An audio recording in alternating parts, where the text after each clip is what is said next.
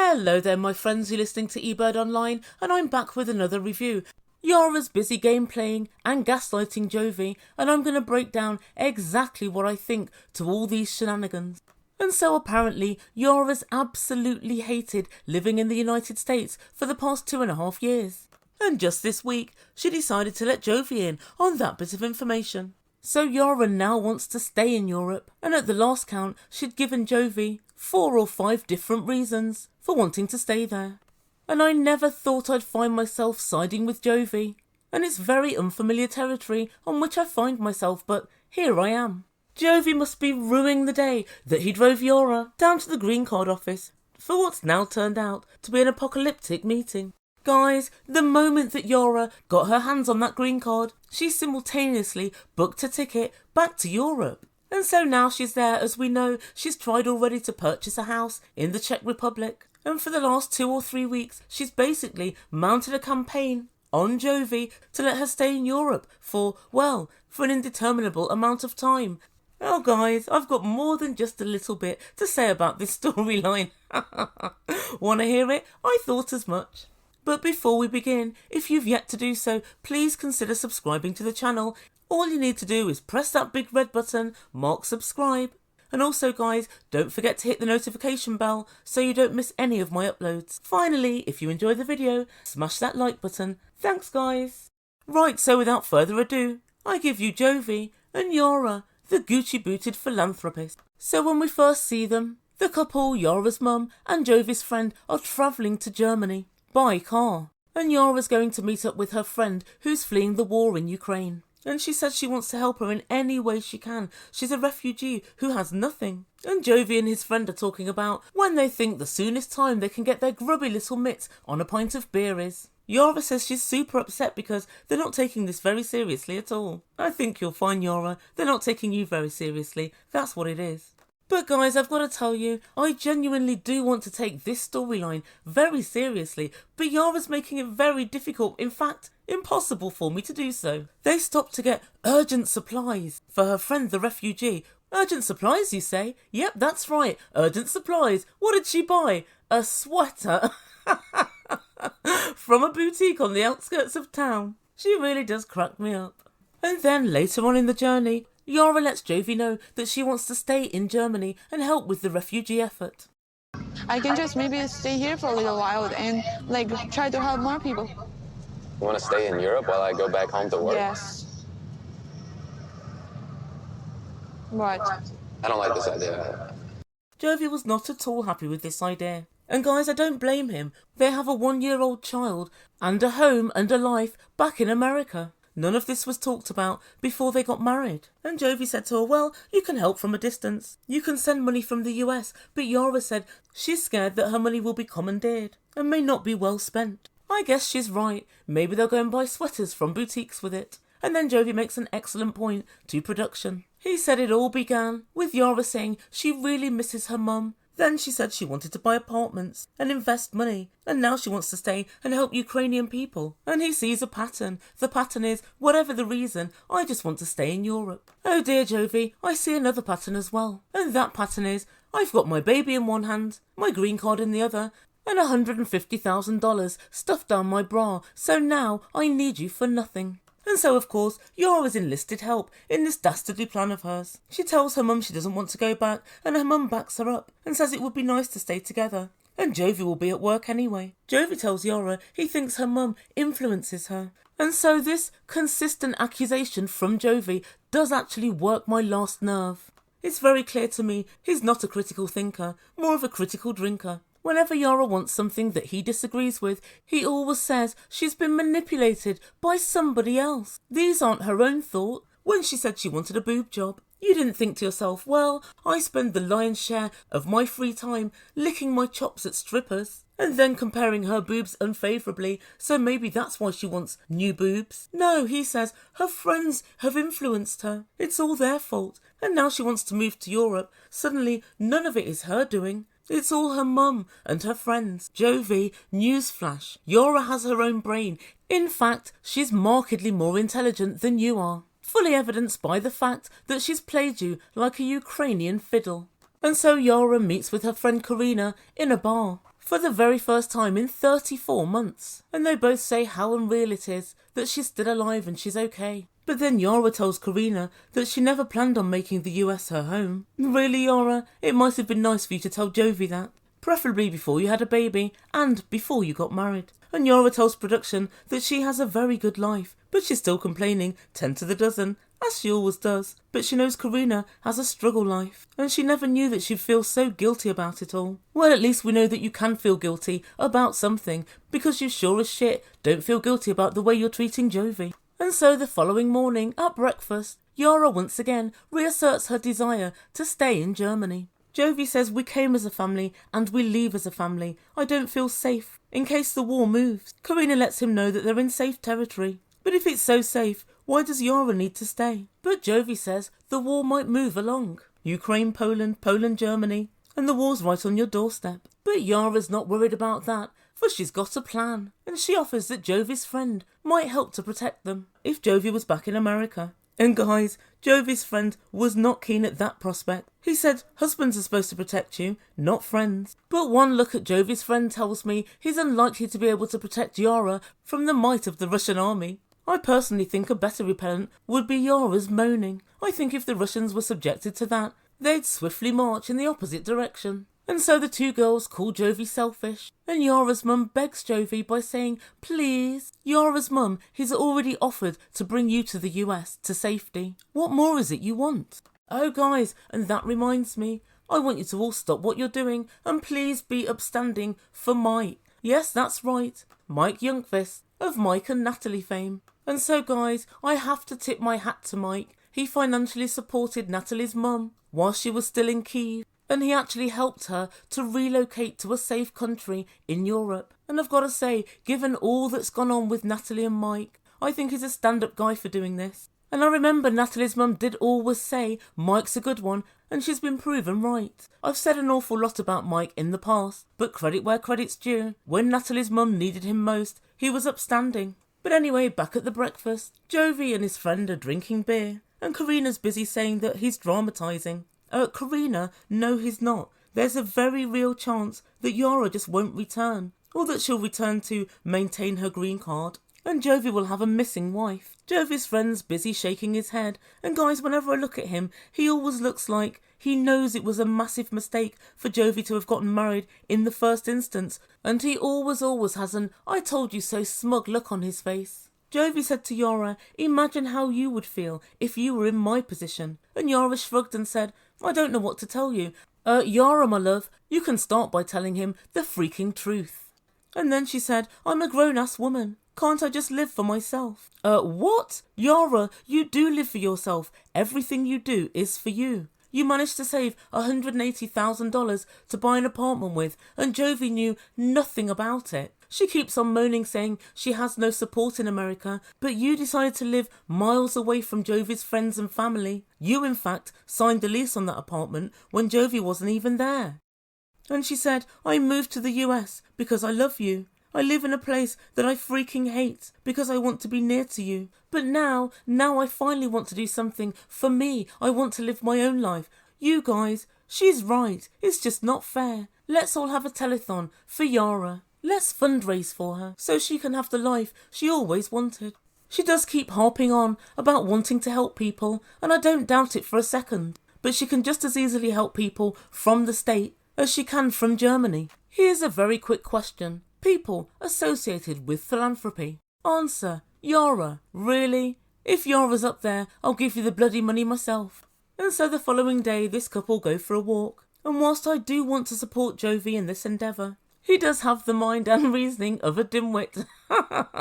There's no two ways about it. He actually said to Yara, mid-argument, what do you think about the idea of having another baby? Yara sees through it immediately and says, you just want to control me more. You're very controlling. I actually don't find Jovi that controlling. Lots of other things, but controlling isn't really one of them. He says Mila's too, and I want to be a young dad. And Yara says she's not ready, and she doesn't want another baby at the moment.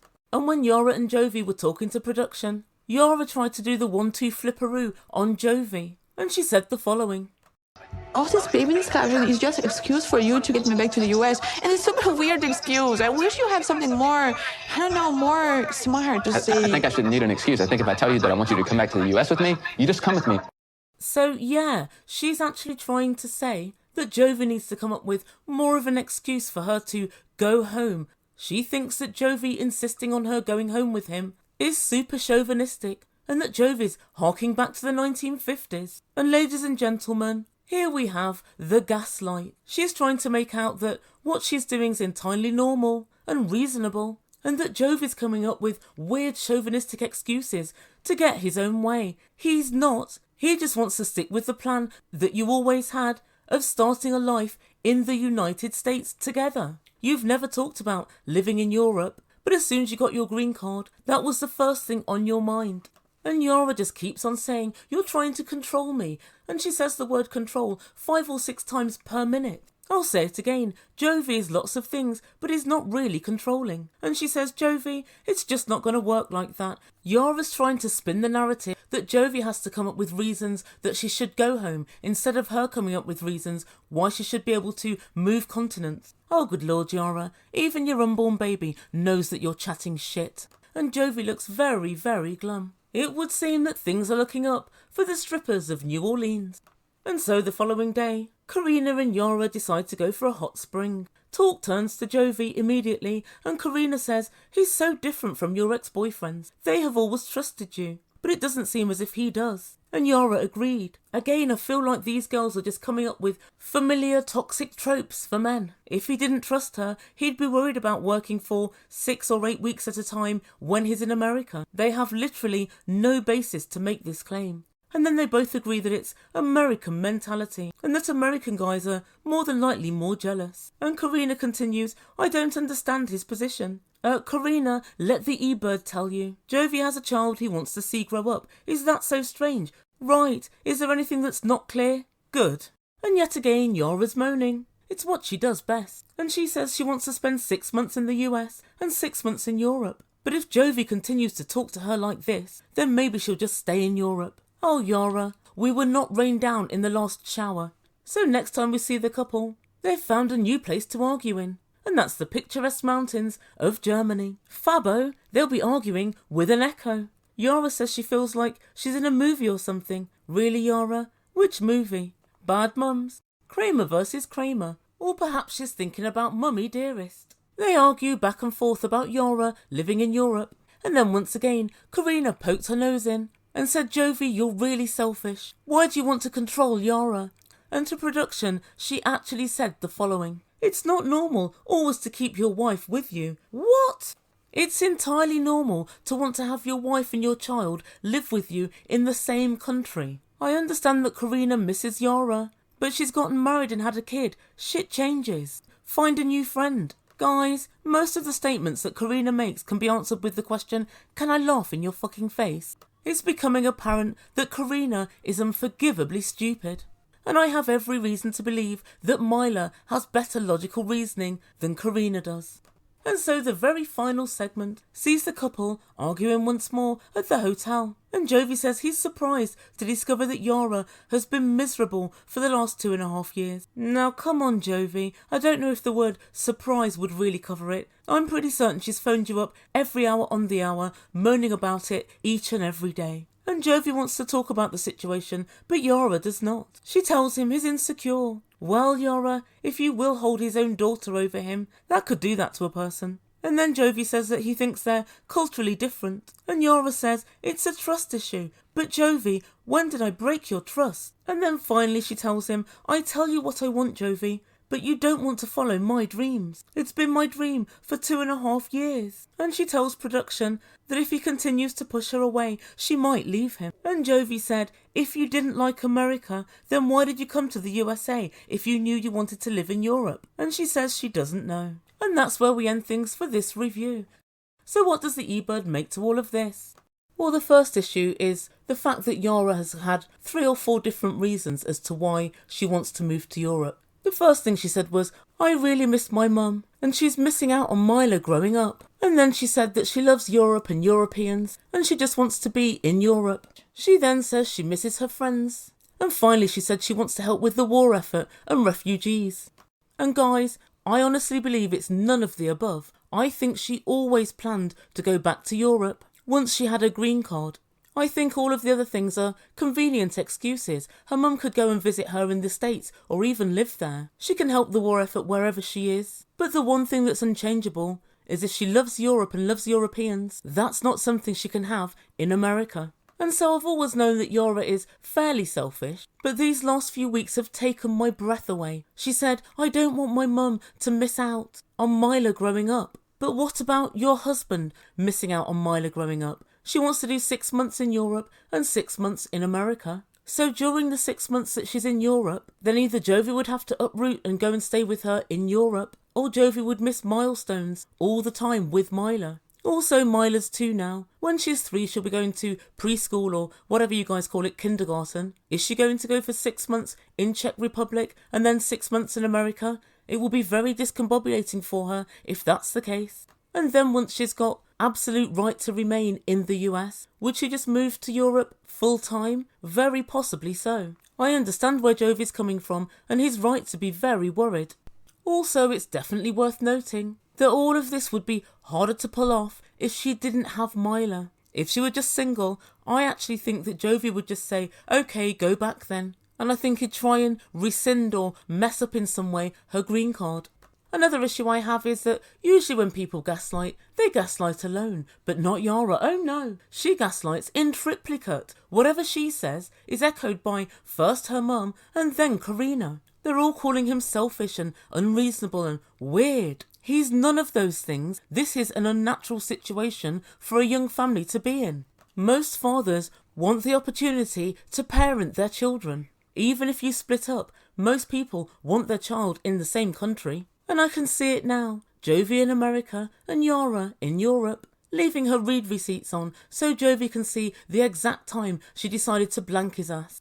But I guess I shouldn't be too surprised. Finance sexual girls like Yara, I find, always have a very quick switch off button. And it would seem that Yara finds it really easy to not consider the pain she's putting others through. And I think back to the time when she didn't want Jovi's friends or family to come to the wedding because none of her family could go to the wedding. Ultimately, she knew that it would really upset his mum, and she really had to be cajoled into allowing Miss Gwen to attend.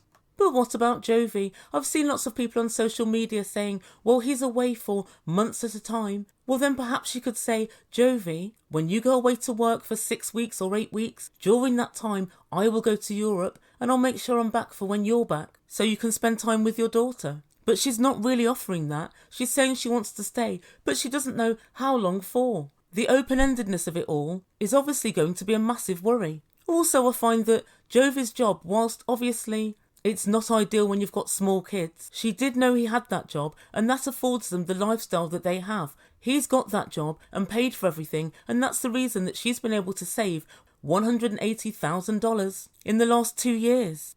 But the other point I want to make about Jovi is, please stop trying to pretend that these actions are not Yara's actions and Yara's desires. She's even told you, you don't want to follow my dreams. She didn't say my mum's dreams or Karina's dreams, my dreams. So please accept that she has a brain, and whatever she's deciding at the moment are her decisions and nobody else's. No one's influencing her, and if anything, she's feeding stories to Karina and to her mum to make them say, oh, he's jealous or he doesn't trust you. That's all coming from Yara. I think perhaps the reason that he wants to blame other people is so that it wasn't any bad judgment on his part. He's able to say, my Yara's as pure as the driven snow, but when she gets with other people, she's easily influenced. She's not, she's deciding herself. So guys, let me know what you think. Do you think, like I do, that Yara is gearing up to actually just stay in Europe, but she's waiting to show up the green card first? Also, do you think there's anything that Jovi can do to stop this in its tracks? I'm actually not sure that there is. I think she does love Jovi to a point, but she would rather be able to force him to move to and live in Europe rather than live with him in America. And I think that was her plan from the first instance. She wants America, I think, as somewhat of a base, because obviously it's easier to make money there than it is in Ukraine. But I think that's where it all ends. She said, my heart is in Europe. And unfortunately, Jovi, I think what the heart wants, the heart wants. So guys, let me know what you think. and I'll get on with my next video. Guys, thank you so much for listening. Please don't forget to like and subscribe to my channel and press the notification bell if you've yet to do so. You've been listening to Ebird Online, and I bid you good day.